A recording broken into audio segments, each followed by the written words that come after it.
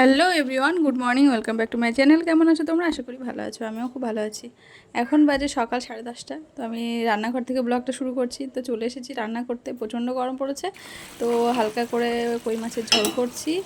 আর হচ্ছে বরবটি না, হচ্ছে এটা পুঁই মিটুলি আলু দিয়ে আর কি তরকারি করছি। আর হচ্ছে ইভানের পাপার জন্য হচ্ছে পেঁপে দিয়ে আর কই মাছ দিয়ে হালকা পাতলা ঝোল করে দিয়েছি আর কি, যেহেতু ওর পেটের সমস্যা, এর কারণেই। কারণ হালকা ছাড়া কোনো ভারী খাবার খাওয়া যাবে না, গরমে এমনি হালকাই ভালো লাগে খেতে। আর ইভানের সকালবেলার প্যানকেক বানিয়ে দিয়েছিলাম ব্রেকফাস্টে, তো খায়নি দেখো, মানে ছিঁড়ে ছিঁড়ে নষ্ট করেছে। তারপরে লেবু দিয়েছি কেটে, আর সুজি দিয়েছিলাম, সেটা খায়নি। দেন আমরা দুপুরে খাওয়া দাওয়া করে রেস্ট নিয়েছিলাম। আর এই যে সন্ধ্যাবেলা বেরিয়েছি ইভানের পাপা ডক্টর দেখাতে। তো এই যে ডক্টর দেখানো হয়ে গেছে, ও লাইনে দাঁড়িয়ে আছে, এখন ওষুধটা কিনবে, তারপরে হয়ে গেলে আমরা চলে আসবো এখান থেকে। তো আমরা এসেছি হচ্ছে কাঁচরাপাড়া। তো এখানে একটা শপিং মল আছে ট্রেন্ডস, তো এখানেই ডক্টরটা বসে আর কি, এখানেই আর কি দেখালাম। আর কল্যাণীতে ডক্টর ছিল না আজকে, সেই জন্য এখানে দেখাতে হলো। আর পাশ দিয়ে দেখো একটা বাদাম বিক্রিওয়ালা চলে গেল। দেখে খুব মায়া লাগছিল যে এই গরমের মধ্যে কি কষ্ট করে বাদাম বিক্রি করছে, কেউ নিচ্ছে না। না, খুব মায়া লাগে সত্যি। মানে মাঝে মাঝে মনে হয় যদি মানে আমার অনেক টাকা থাকতো তো সবার আমি হেল্প করতে পারতাম। তো যাই হোক, ওখান থেকে চলে আসলাম কাঁচরাপাড়া। একটা ভিতরে মার্কেট আছে খুব বড়, তো সেখানে দেখলাম খুব সুন্দর গুড় পাওয়া যায়। ওখান থেকে একটু গুড় নিয়ে নিলাম। আর তারপরে চলে আসলাম ইভানকে কেক খাওয়াতে মিয়ামরতে। তো ওখান থেকে একটা কেক খাইয়ে দিলাম। আর আমারও না প্রচণ্ড খিদে পেয়েছিল। তো আজকে ইভানের পাপা কিছু খেলো না, কারণ ওর পেটটা ভালো না, সেই জন্য আমি আজকে একটা প্যাটিস্ট খেলাম। তারপরে চলে আসলাম টেলার্সের দোকানে, ওখানে আমার একটা কুর্তি বানাতে দেওয়া ছিল, তো ওখান থেকে কুর্তিটা নিয়ে চলে আসলাম বাজারে। তো ভাবলাম যে এসেছি যেখানে একটু বাজার করে নিয়ে যাই, বারবার মানে বাজার করা থেকে আজকে একবারে বাজার করে নিয়ে তারপরে যাই আর কি। তো স্টেশনের কাছে বাজারটা খুব ভালো, এখান থেকে এখন আমরা বাজারটা করি। তো একটু সবজি নিয়ে নিলাম আর মাছ নিয়ে নিলাম।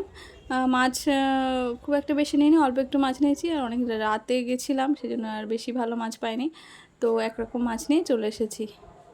দেন ইভানকে বসিয়ে দিয়েছি ফ্রেশ করে ঘরের মধ্যে, কারণ ও দুষ্টুমি করছে। আর এদিকে ইভানের বাবা বললো আমি মাছটা ফ্রিজে রেখে দিই। আমি বললাম ঠিক আছে, কারণ তারপরে রাতে আর কিছু করবো না, মাছটা কালকে রান্না করবো। আর হ্যাঁ, মাছের ডিম করে মানে কিনেছিলাম আর কি। এই যে দেখো মাছের ডিমটা কি সুন্দর লাগছে, তাই না? তো মাছের ডিম সচরাচর কেনা হয় না, আর ইভান খুব ভালো খায়, সেই জন্য ভাবলাম একটু বেশি করেই কিনে নিই, কারণ ওকে অল্প অল্প করে ভেজে দেওয়া যাবে আর কি। যেহেতু ভালোবাসে, আমিও ভালোবাসি, ছোটোবেলায় খুব ভালো খেতাম আর কি, সেই জন্য মাছের ডিমটা কিনলাম। আর এদিকে কাতলা মাছ নিয়ে নিলাম। আর কাতলা মাছের পেটি ইভানও ভালোবাসে, আর ইভানের পাপাও খুব ভালোবাসে, তো সেই জন্য পেটির মাছটা একটু বেশি করে নিয়ে নিলাম। আর ডিম নিলাম। আর তেমন ভালো কিছু মাছ পাইনি, সেই জন্য আর ভালো মাছ নেওয়া হয় না রাত্রেবেলা তো। আর ওই দোকানটাই বেশি ভালো পাওয়া যায়, সাইডের দোকানে গিয়েছিলাম, কিন্তু মাছ তেমন একটা পছন্দ হয়নি, সেই জন্য আর নেওয়া হয়নি।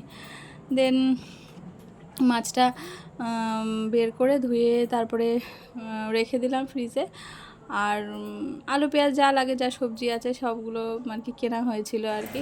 যাই হোক, সব কিছু গুছিয়ে তারপরে চলে আসলাম খেতে। এই যে দুপুরের মেনু ছিল যা, মানে টুকটাক অল্প অল্প বেঁচেছে, সেগুলো দিয়েই আমি খেয়ে নিলাম। আর ইভানকেও খাইয়ে দিলাম। আর ইভানের পাপার জন্য বাজার থেকে গোবিন্দভোগ চাল কিনে নিয়ে এসেছিলাম, আতপ চাল, যেহেতু ওর একটু মানে পেটটা মানে পায়খানাটা শক্ত হবে, এর কারণেই। তো এই যে আলু সিদ্ধ ভাত করে দিয়েছি, সেটাই খেয়েছে।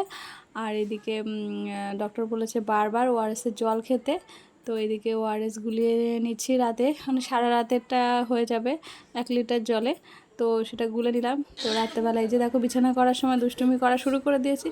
তো তো চলো আজকে একটা ছোট ব্লগ ছিল, এখানেই এন্ড করছি। তোমরা ভালো থেকো, সুস্থ থেকো, গুড নাইট, টাটা। দেখো দুষ্টুমি করছে।